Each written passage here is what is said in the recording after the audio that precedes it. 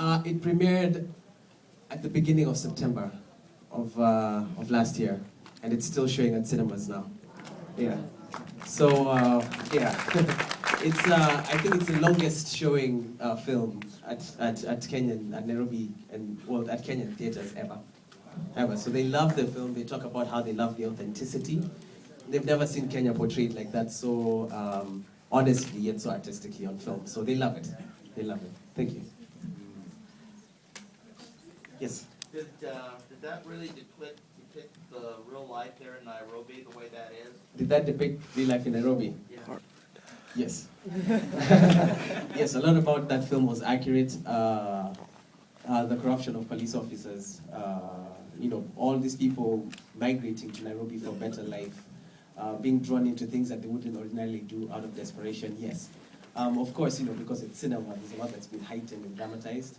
You wouldn't go through what Moas went through in one day, but a lot of what you saw was very, very accurate. And it was both on Moas's level and on, Cedric's level. Yeah, there's all that. That dichotomy is alive and present. Yeah. Yes. Can you talk about how the script came together? Was it fully written at the time, or did the actors have a lot of input in how it developed over time? That's a good question. Like I explained how the workshop process goes. At the end of one workshop, they get a group of screenwriters together to start writing the script for the film that's going to be shot after the next workshop. So the script was in development for a year, and the script was pretty much ready by the time screening began. But because a lot of the dialogue you saw was in Ebonics, we call it Sheng, it's a mixture of English and Swahili, the actors felt really restricted, especially the gang, because a lot of their writing was scripted. So the director, Tosh Kitonga, told them, all right, you know what the spirit of the lines is, you know how the dialogue needs to go, now you can go crazy from there. And just to keep it authentic to the area they were based in Nairobi, one of the gang members, one of the actors playing the gang members, knew the kind of language that they spoke there. So he trained all of them. Ordinarily, they wouldn't speak like that, but people going to the cinemas in Kenya needed the subtitles as much as you did, because they didn't recognize it was such very deep, very specific language. Yeah. Is there really an area called Gaza? Yes, there is an area in Nairobi called Gaza. Yeah, that's correct. And that's another good question, because the decision was made from production from the very beginning to film in the areas that were mentioned in the script. So the theater was an actual theater. Gaza is the real Gaza. The place where Moas arrives when he arrives in Nairobi is, they call it Machakos Airport, because there's lots of buses coming, lots of people coming in and leaving. And filming in those areas of Nairobi was very difficult. I'm sure you noticed lots of extras looking at the camera. That could be controlled only to a certain level. So making that decision with only 3 weeks of pre-production was very, very difficult. We had a lot of support from the Nairobi City Council, and that's the result right there. Yes. The music was amazing. Was that all the artists or? All the music that wasn't part of the score was Nairobi artists. So if you had any lyrics, if you had any, anything at all, that was all Kenyan artists. But the person that did the score is based in Germany. Yeah. Yes. Do you have another follow-up project in the planning? Yes. It's called Something Necessary. Those of you that are aware of what happens in Kenya once in a while, what reaches the news is, you'll remember that last election, 2007, 2008, wasn't very peaceful.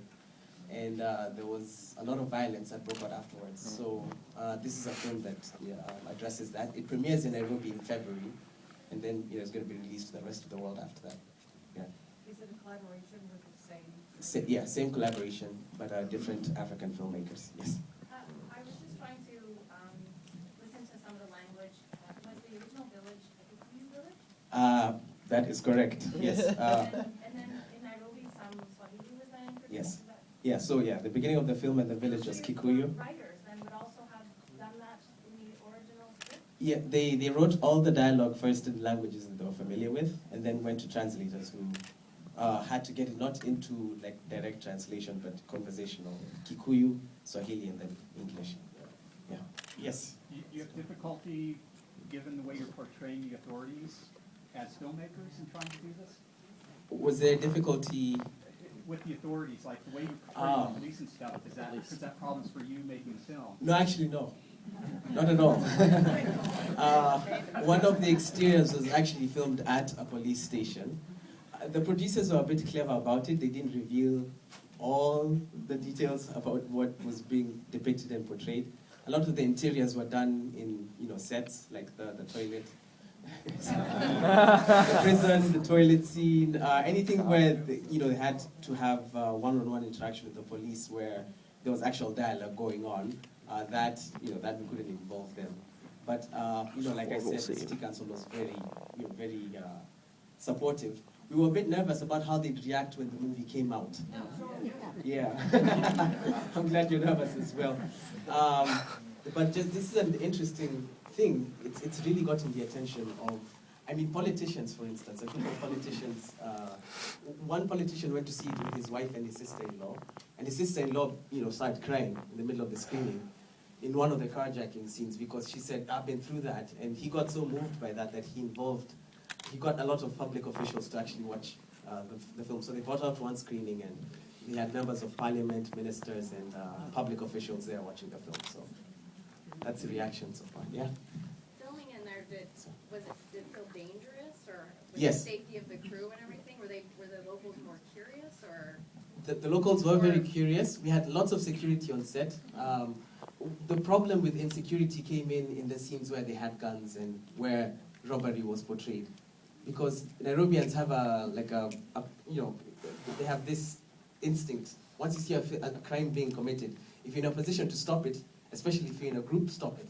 So the scene where OT steals the girl's phone, one person didn't know it was a set and came on set with, kicked it. When once he's running to the theater, once or twice, mob formed out of nowhere and tried to stop him and beat him up because they thought he was robbing someone. The scene where they were running with guns, where they're trying to rob someone and the guy comes out with a gun and shoots at them, they had to run really far away from him, just to get there, because we had lots of wide shots. And the actors were very afraid because they were running with guns and they ran off of the set.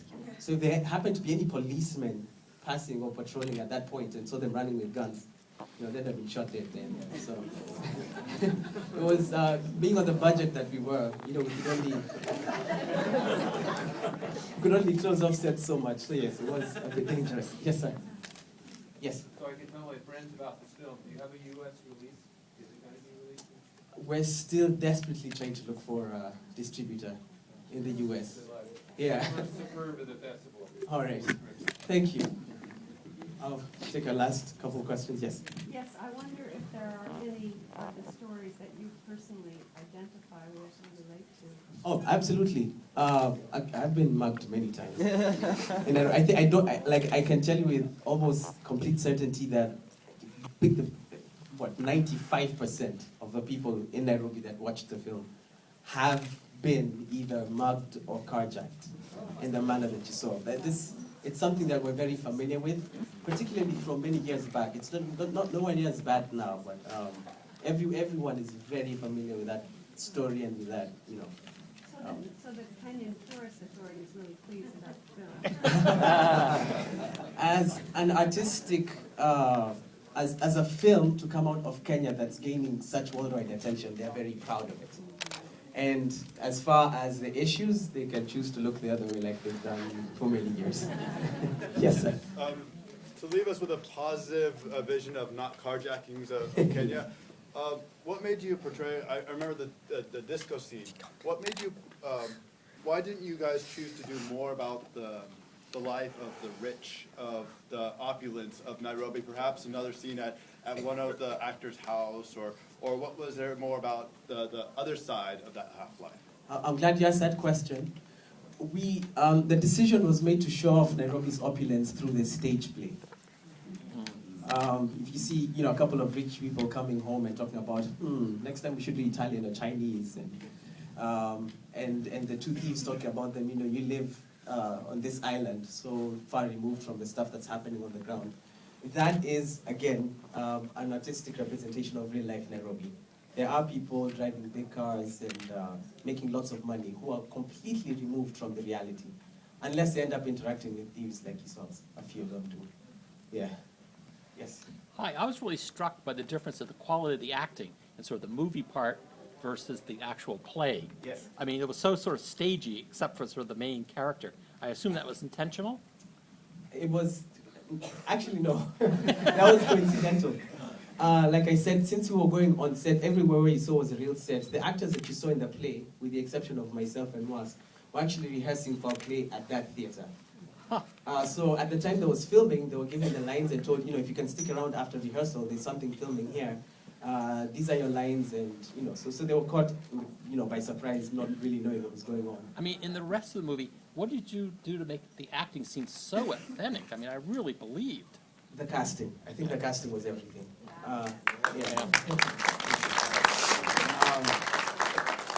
Just a note about the casting. The casting director was the guy you saw them trying to sell all this stuff to. The first guy. The guy that was always cutting around and taking the prices down. That was the casting director. Yeah. So he came to all of us. The cop that shoots the thug, as he's standing there. They execute him. That was the location manager.